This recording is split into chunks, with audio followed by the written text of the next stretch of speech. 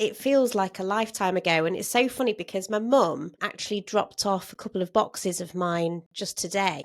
And when she left, I thought, oh, I'll just have a little flick through. And you will never guess what I found in there. Right, do I want to know what was in the box? Well, I don't know if you can see this, but this is a programme. Oh, Midsummer Night's Dream. A I still Midsummer Night's have Dream. that somewhere. Do you? Yeah, Well, somewhere. this is the programme, for those people who are listening, this is a programme for a production of A Midsummer Night's Dream that Katie and I actually performed in alongside Our history teacher. I had yes, to fall in love with Mr. James. Well, not Mr. literally. James. Not literally. But everyone No. fancied him at school, didn't they? Katie Smart, there you are. Do you know which role you played? I do. I shared my role with Rachel Wilbraham. We both played Titania. You did. She's there did. in the programme. And Oberon was played by Sean Curran. Shawnee, yeah.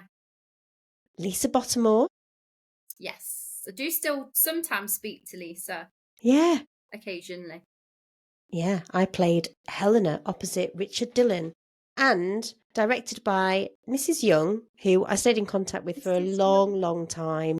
She was an Ofsted, wasn't she an Ofsted inspector in her Yeah, years? I think she's I'm not sure if she still does that, but yeah, she was the director. And I noticed that my mum, I've just noticed it now, my mum actually choreographed it. So that really made me laugh. And then I found this beautiful picture of us. Oh wow. I literally found this tonight before I started talking to you. Isn't that funny? I think that was our GCSE drama. Yeah, I look very pensive, got my hand to my head, and it's all very serious. Was it on My memory of you from school was playing the piano. That's what I always remember. And I always said as I got older, there's one thing I wish I'd always done. I've told Rob, my other half, and I was like, there was a girl at our school called Lucy Colgan, and she could play the piano. And I always used to be really jealous because she could play the piano. I never learned. I did many other things, but never learned the piano. You know, I haven't played the piano in so long. My piano is actually at my mum's house. So, and we're in the middle of renovating, but as soon as the hallway is ready, the piano is coming over. And I've been thinking about that a lot recently, actually, and kind of where it all started, you know. And you've mentioned just now, it started back in school, didn't it? My creativity, if you want to go way back. Yeah, go on. My mum and dad knew I was born to be a performer. Like my mum and dad never have gone on stage or sang or anything like that. And apparently when I was, I think 6, we were at a holiday park and there was a fancy dress competition. And I was fuming because I didn't have a costume. We didn't know about it. And apparently I disappeared. And then 5 minutes later turned up on stage with a sock tied around my head. Then tied on my arm, and I'd got dirt from somewhere, took my shoes off, and went on stage and announced that I'd come as a tramp. My mum was mortified. But I really wanted to be on stage, and that's Bless you. 6. So yeah, I came second. So I did quite well. I think Not bad for a pair of socks. I think they felt sorry for me. Came second. That's brilliant. Yeah. So that goes way back. I mean, it's funny, isn't it, when you look back at those earlier memories and those moments that, you know, that really stick with you. And you've kind of come back to that younger self, haven't you, by dressing up and, you know, doing all the reenactments and things like that. So yeah. So just talk us through that journey. So I kind of had 2 loves when I was at school, and I always remember finishing A-levels and thinking, which path do I go? Yeah. So obviously the acting career it's notoriously difficult. You know, I know people who've moved to London to try and make it work. You've got to be so available for jobs. You end up getting another job to try and maintain your lifestyle, and then you're not available. And so I had a love of animals, which I got from my mum. So I kind of went the animal route. And then I worked at Cats Protection as a deputy manager. And I absolutely loved that job. You know, I always grew up with animals, and we basically had our own, not a physical farm, but we had a lot of animals at home. So I kind of went that route. And then I went into veterinary for a little bit because that was kind of a natural progression. But then I kind of came back to the love of teaching and acting. So I kind of thought, well, I didn't finish my acting degree. So, and my mum passed away when I was quite young, and that kind of put me on a different road. And then Yeah. I thought, actually, I should go back and finish it. So I actually went back to finish my acting degree at Clarendon in Nottingham. And then I went on to do my PGCE so I could teach. I got my BA honours in theatre arts, and I did a lot in kind of, once I'd got both my degrees, I went into primary school teaching.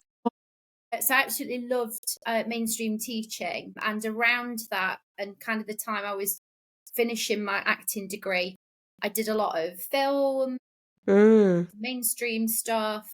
I went into musical theatre for quite a few years and performed with Healy Musical Theatre Company, and kind of loved the live performance. So I kind of came back to it, kind of went the animal route, and then came back to that whole love of acting and, you know, being characters. And then Yeah.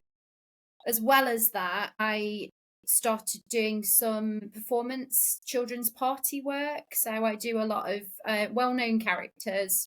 Yeah. So I've kind of done quite a lot in, like, later on. I kind of came back to it, and then obviously went out into outdoor education, which is where I work now. And then we set up our company, the Sherwood Outlaws. So Yes. quite a lot.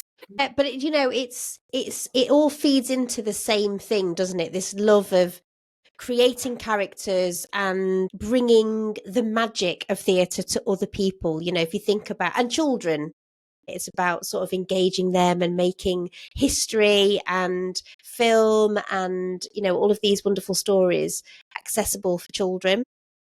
Why did you decide to come out of teaching then? Teaching is a hard profession. I love it, and I take my hat off to anyone who teaches, because I think a lot of the time, from the outside looking in, people don't realize the pressures and the time, you know, restrictions, and just the workload that teachers have to deal with. And you're there for the kids. So, you know, when I was teaching, I did a job share, but, you know, I basically worked full time on a job share. And I adored having a class, but I kind of felt some of the paperwork side, some of the data side, you know, everybody knows who's a teacher, you know, you've got those added pressures. And for me, when the job came up in outdoor education, Mr. Lewis, the headmaster at St. Philip Neri, obviously I went to speak to him, and he said if someone had written a job for me, you know, acting, playing a role, teaching about history, nature, because we cover a big area of education through Notts Outdoors, which is who I work for now in outdoor education, which is part of the county council. But he said literally the job spec was me. So he said, Wow. I completely get why you're going for this role, but it was a very competitive job. I mean, there were 75 teachers and other people that applied for one job. And I got to the interview stage where they interviewed 5 people. And it was actually, interestingly, it was my love of acting, my acting background, and also my will to become a character. And you know, basically, because, you know, I play Lady Marian most days. Over half our school trips that come to Sherwood Forest, where I work, they come to learn about Robin Hood. And it was Yes. actually that cinched the job for me, because there were other people that were very qualified with forest school. I mean, I didn't have my forest schools at the time, who had a wider outdoor education background, but it was actually my acting that got me the job. Yeah, all of that experience and finishing off your degree and, you know, really taking that road less traveled and really pursuing the love that you had for acting is what led you to where you are now. I just find that so beautiful and so magical. Yeah, it took a while to get there, but Yeah, but you got there. And this is the thing, isn't it? For those people who are listening, it's like, you know, you might feel like it's going to take a little bit longer to get where you want to get to. But if you know that you know in yourself, don't you, Katie, when it's the right thing, people might be questioning you and saying, you know, well, why are you doing that? It's never going to go anywhere. But you know in yourself, don't you? If it's meant to be, you're going to keep working at it. yeah, I think it's always good to have a backup. I mean, some people say, oh, don't give up on, what you want to do, and you shouldn't, but always have something. Like in my head, I thought, great, I've got my acting degree. And I do still do, we've done quite a few things through the Sherwood Outlaws. We get contacted. We were on Susan Coleman. We've been on Great British Menu this year. And we've got something else coming up, which I can't disclose at the moment because we've not filmed it yet. So Oh, it's exciting. those opportunities have come up. But I thought to myself, if I've got my teaching, Yes. if it doesn't happen, or if I need to support myself in a better way, Mm. that is it's not a backup plan. It's kind of an alternate. It supports what I do. Mm. So it's not kind of settling for second best. It No. really did support and allow me to do what I do now, which I'm Mm. very fortunate to have the job that I do, and they don't come up very often. No. And I suppose it's part of the plan, isn't it? It's part of the path. I was speaking to Maria Terry. She is a theatre designer working as a freelancer for many, many years. COVID hit, and she decided that she was going to go into full-time teaching to support the work that she was doing already. And it's a similar thing, isn't it? I think there's a tendency to feel like we have to do either or Mm-hmm. as a creative. And I think some people feel that there's a timeline on you. Yes. I Oh kind my of feel gosh, like, yes. I mean, when you're in your 20s, you don't know who you are. And then you get to your 30s and you think, don't really, I mean, I've changed so many times. And, my path in my personal life has changed me. And, I've gone through quite a lot of trauma, actually. Yeah. So I think you don't really know, you evolve so many times, but all of those evolvements lead you to who you are. And I think that it's never, you can do whatever you want to do at any age, as long as you've got a passion for it and you love doing it. Mm. I think that's a really, really powerful message. And the thing is, though, Katie, is that, we don't get to our age without having gone through things, having experienced trauma. Did you find, when you were experiencing those challenges, that your creativity led you through them, or did you find that it was really tricky to access that creative flow in those moments? It did help. I think there was initial traumas, you kind of have that period of shutdown where you're like, I've got to get through this however I get through it. For me, music is always a very supportive outlet. And last year, I don't know if you see the picture up here, this is my horse, Sir George. He was attacked in his field and we actually lost him through a dog attack. So that was a really traumatic experience that happened. Yeah. He was always here as well. All my horses are on this. And you're jumping with him as well. We used to barrel race. But music, and I'm a very, I won't say spiritual person, but I'm a great believer in the power of a positive mind and manifestation. And Yeah. I mean, my other half is completely thinks it's a load of rubbish, which is fine.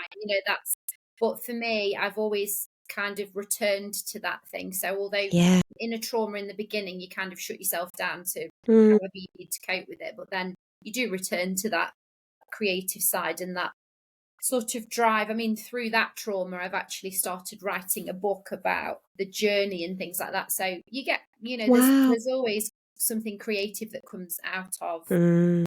a trauma, or, you learn from it, Mm. at the time it's hard, but. And is the book sort of a memoir, or Yeah, what's the book going to be about? it's kind of about the loss of George, but also the journey, kind of, because I have another horse, Pie, now, and it's kind of that journey. It'll obviously speak to an equestrian audience, probably more than, sort of acting and musical theatre and stuff. But it's about that journey of rediscovering relationships and connections. And I mean, horses are sentient beings and they are mirrors of emotion. And it's been an interesting journey having Pie, but going through that with the loss of George, because it was a huge loss for us, and obviously it was an unexpected loss. I've lost all through old age. But yeah, I've always loved writing though. I've got I know you have. always got old, I used to have a typewriter when I was a, little kid, and I used to sit and type what I thought was about 12 pages, and then but I've still got some of those. So I've always had a book in me somewhere. So How brilliant. We'll see if it comes. Well, I'm sure it would. I mean, are you going to self-publish? Yes, I think so. I've spoken to a few publishers about representation and publishers for equestrian stuff. But again, horses is another outlet I've always had through my life from my mum again. So yeah, we'll see. We'll see where it takes me. I think, it's about how do you knit together all of these different identities, these versions of yourself through the creative work that you're doing. Because I know you do the reenactments. Do you want to talk a little bit about the Sherwood Outlaws and the work that you do with Rob and how all that works? We class ourselves as a medieval stunt performance team, because reenactment. Okay. The reenactors are amazing, but they do everything 100% accurate. So we've got many friends who are reenactors, and they're, from their costume to the food they eat to how they cook, and they do everything as it would have been done in the times, which takes a massive amount of dedication. Yes. We have strong elements of historical accuracy, but obviously our company, the Sherwood Outlaws, was kind of born through my job with Knots Outdoors. So I wear two hats. Yes. So my Knots Outdoors hat is education, and the Sherwood Outlaws is more performance, although we obviously educate at the same time, but we class ourselves more as a performance team. So we have historical content, but obviously we're based on a legend, so we have a bit more free reign to bring in, our artistic license on things, and more of the magic and the mystery of the myth of Robin Hood. So Rob, my other half, he moved up here about 7 years ago now. Came up from London, and ironically, he used to dress as Robin Hood when he was a little boy. He loved Robin Hood. So I've got a photo, so I'll have to send it to you. Yeah.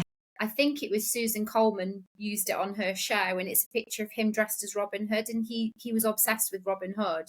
And likewise with myself, I kind of grew up near Sherwood Forest, and, Maid Marian was such an iconic role. Yes. I remember I think at primary school, we had a Robin Hood week, and I spent most of the week dressed as Robin Hood, weirdly. I wanted to be a tomboy, and I spent one day dressed as Marian and hated it, and went back to Robin Hood for the final day. So I don't know why. It was just who knows. But when he relocated to kind of, when we got together, he relocated here from London, and then the opportunity arose for him to be Robin Hood. So we literally are the living couple, an embodiment of Robin and Marian. So we do our educational work through Knots Outdoors, and he works for Knots Outdoors as well. And he is a massive historian. So any period of history, he's got really good knowledge. And so he teaches, World War II, Vikings, Saxons, Romans. We teach, a lot. But then our company, the Sherwood Outlaws, is the fun side. So we do medieval combat. I do horseback archery. I've had a go at jousting. So we bring the legend to life through live performance, storytelling, live events, and we travel nationally. And just recently, the last 2 years, we are twinned with a forest in Normandy. I did see that actually on your Facebook. And it's the Arthurian Centre at Chateau de Compas, and their legend is King Arthur. So we've actually twinned forests, but also this year we meshed the two legends together. So it's been a really amazing creative experience, and they're coming to us in 2026 for the Robin Hood Festival. So they're going to perform with us at the Robin Hood Festival. So how amazing is that? Really cool twinning that one.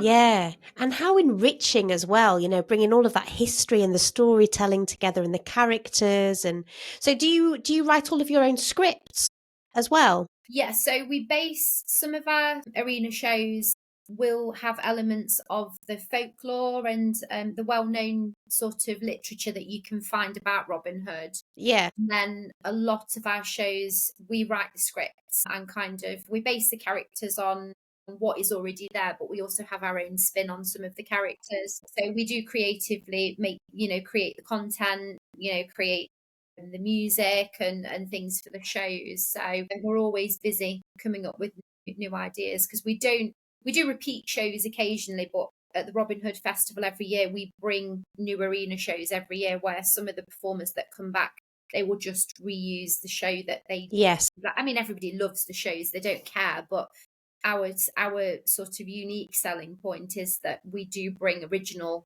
storyline, to the work we do. It's really cool, the Robin Hood legend, because there have been Robins all through my childhood and, that I remember. And a couple of them I've met as they've got older. And I was like, I remember you as Robin Hood, which they always get really embarrassed about. Do you know what? It sounds so playful and just so imaginative. You just get to play, don't you, in the forest and like children. Yeah, I think sometimes I kind of go to work and think, I'm getting paid to do this. So we do teach a lot of the historical content. So we tailor what we do dependent on the age group that's coming to us. Your younger children, nursery, key stage 1, they generally want the legend. They want Yes. they want magic. They want to believe that you are Marion from 800 to 1,000 years ago. Although we do tell them that we aren't the original characters, but we are descendants of the characters, and that there's always a Robin and a Marion there to keep the stories alive, and they could be the next Robin and Marion, which I love some of the that. children really love, the possibility that they could be made Marion when they're older. And then we obviously, with the older children that come out, we do historical timelines, we do a bit more of the history of the period, but also who is Robin Hood. There are real men that the stories are based on, that you can find facts about. So we go on that journey with them and, debate about should outlaws steal, and we bring in a bit more about, say, our modern world, thinking Robin Hood's story fits any timeline, because in our world today we know there are people that have no voice, people who need someone to fight for them. We teach them that is why Robin Hood still exists today. The story is still passed on because he's a beacon of hope for people. So it's playful, it's creative, it's magical, but also it is very poignant for the children when they come, because they learn about why it's still relevant today. It's not just a tree in a forest. He's been around for over 1,000 years now. Yeah. And Carl and I saw online actually that the tree, the major oak, is having some serious restoration work done to it, isn't it, at the moment? Yeah, I mean the oak is old. For an ancient oak, there's a saying: 300 years to grow, 300 years to live, 300 years to die. So around 900 years, is roughly the expectancy. I mean, I'm not an expert on, the rangers at the RSPB and elsewhere do amazing jobs. And I think a lot of people, when they come to Sherwood, they don't realise the money they pay for car parking, the money they pay in the gift shop, over 90% of that goes back to looking after the forest. And they do a lot of work with the oak, because there's only specialists and certain people who can work on the oak. So it's not looking as rich this year. Still alive, leaf coverage. They've done a massive rehydration and watering program. Yeah, we saw. They've been working over the last sort of 3 to 5 years on the root system. They've been trenching systems and they've been working on the pH of the soil. And again, on Visit Sherwood, if you're interested in that side of how they're caring for the oak, there's details of all the work that they've been doing to try and, support the oak for as long as possible. The truth is, nobody knows how long it will survive for, and it's a very old ancient, it's been standing there for, they think it's around 1,200 years old now. So I mean, I'm quite fortunate to taught there, and I'm there as the characters, and it is still magical. Even when it's gone, it is still such an icon. And the size and the stories and the people it's seen, that is the magic of the place as well. It really is. And when you're talking about sort of the icons within this world, this story, what is it about Maid Marian that you love? I love her journey because I think if you look at her through literature, early stories, she didn't exist. You know, some people think she was brought in as a love interest to spice the story up, but I think she's had a real journey through the stories. You know, some people portrayed her as a damsel in distress. You know, she always was fainting and needed rescuing, and Help me, Robin. Yeah. but I think the Marion that I portray is one that you know, everyone can identify with. You know, she fights with Robin. You know, she's not scared to pick up the sword. You know, she is based on someone who can look after herself, but also she is still in love with Robin. I think sometimes we try and eradicate that need for a male partner. Yeah. Yes, she can do it on her own, but she would prefer to do it with Robin by her side. I think we forget that in our society today. Sometimes we fight too much for it to be, I'm a female heroine and I don't need anybody to help me. Mm. The story of Robin and his outlaws, they all needed each other, and without each other, they wouldn't have been able to do what they do. She's now a kick-ass, you know, heroine that you know she can give as good as she gets. But I think Mm. she's based, some people think, on a lady called Matilda Fitzwalter, who was the daughter of Robert Fitzwalter. And there's a grave down in Little Dunmow in Essex. Yeah. And her story is very tragic, but it does kind of mirror sort of Marion. They think Matilda was an old version of the name Marion. And she fell in love with a mysterious knight at a joust at her birthday. And then, you know, her story kind of follows falling in love. And, you know, King John wanted to pursue her and marry her, and she had no interest, and her father said no. And in the end, she's poisoned by the king. And they say even in death, she remained beautiful. So, and that's a real person that's based on. So I just What think a she's beautiful story. a cool character. She is cool. She is cool. And you must get to wear some amazing costumes, but I can imagine them being quite heavy.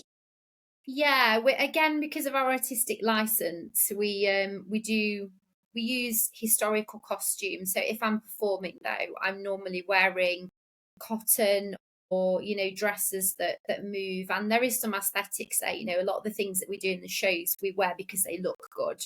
And Yes.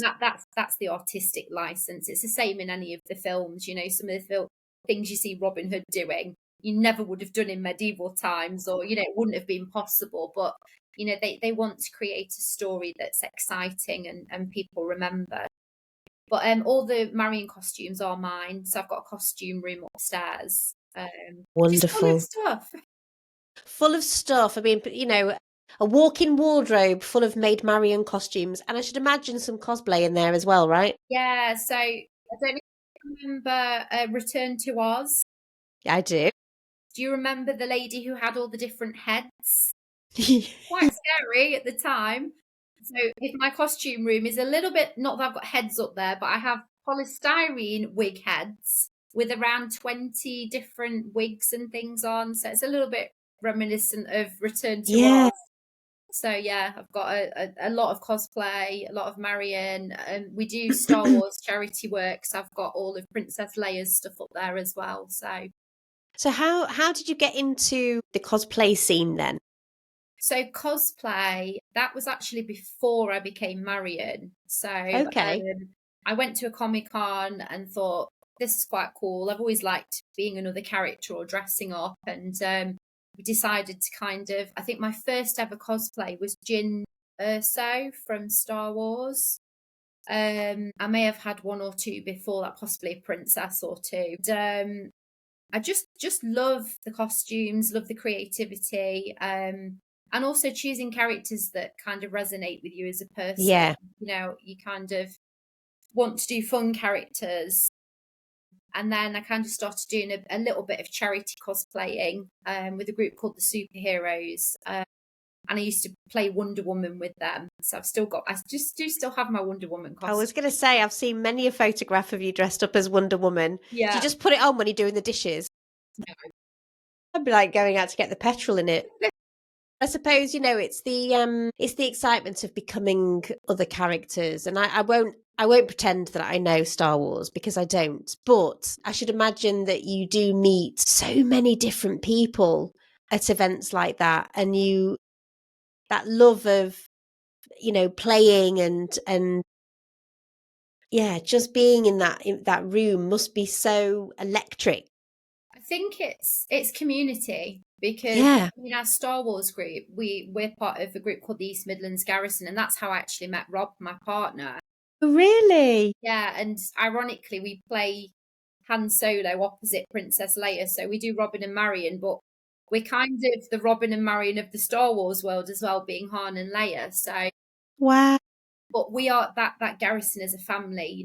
The work we do, we raise money for PASIC, which is a Nottingham-based cancer charity for children, and they support families that are going through, difficult times, if they need respite care, if children are wanting to have their final wish granted and things. So everything we do with them is non-profit.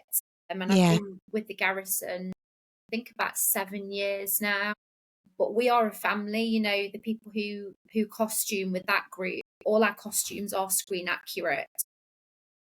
Okay. We've been to some great places, we've done concerts. We did Peterborough Cathedral a couple of years ago with big Star Wars exhibit there.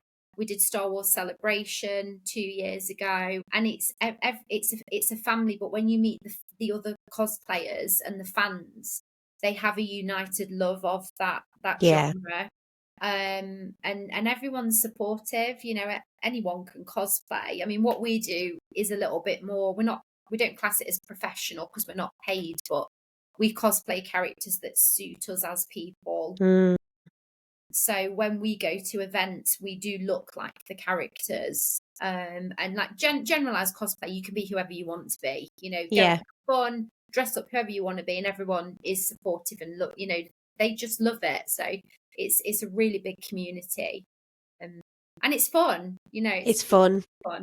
Yeah, and it must bring so much enjoyment to the relationship as well, because you're both sort of invested in the characters and this way of sort of spending your time. Yeah. And I think so often, when you're exploring a creative venture, sometimes you don't quite align with maybe your partner or your friends. Your friends are into different things, and so it can feel quite isolating in some situations, because you're like, well, I'm over here doing this and you're over there doing that, and it can create some tension. But it's lovely that you get to share that experience, that all together as the community, but you two as well. Yeah, I think for us, it's a rarity that we're not in costume. So having a night on the sofa in our pajamas, or a Saturday where we're in normal clothes, is like a luxury for us. I mean, we love costuming, but for us, if I wasn't in a costume, Rob would be like, "Are you okay? Costuming this weekend." So when we go on holiday, or when we do have, like, the winter is our quieter period, although we do some murder mysteries in the winter, and we do enjoy just being us as well. Yeah. We're us when we costume, but it's we do have a love of we share lots of creative things, which is, I think, is hard if, like you say, if you've got someone who doesn't get it or thinks it's a bit weird or would never dream of dressing up. I think it can be hard because it's not normal for that person. Yeah, exactly. Yeah. And do you still sing? I do, not as much. When I did my musical theatre, I played some lead roles in that, and that was amazing. And I do occasionally sing with the Outlaws, and I sing through my work that I do for the children's parties. So I sing a lot of well-known songs. I won't mention the company that they belong to, but I sing a lot of well-known. Yeah, I sing weekly, but I don't sing professionally or anything. I love a bit of karaoke still. Oh gosh, I used to love karaoke. What I'm hearing is that this is so much part of the fabric of your life. And, when you're when you're trying to balance, I'm going to say like a normal job of, teaching or whatever you're doing, when you're trying to kind of infuse your life with some creativity or, a hobby, it can be quite difficult at first, but it seems to me like it all comes together quite nicely. And it's the foundation of everything rather than something that overlays over the top. Yeah, I think I'm fortunate because of what I do as my day job. Yeah. It's I get to be creative every day. I'm teaching every day.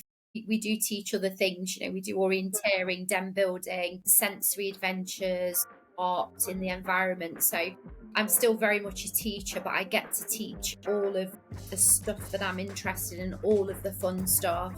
Yes. So I think I get to be creative in all areas of my life. So for me, it's almost the opposite, because I have a lot of creativity. Sometimes it's nice just to be, when you've got a day where you can just be without.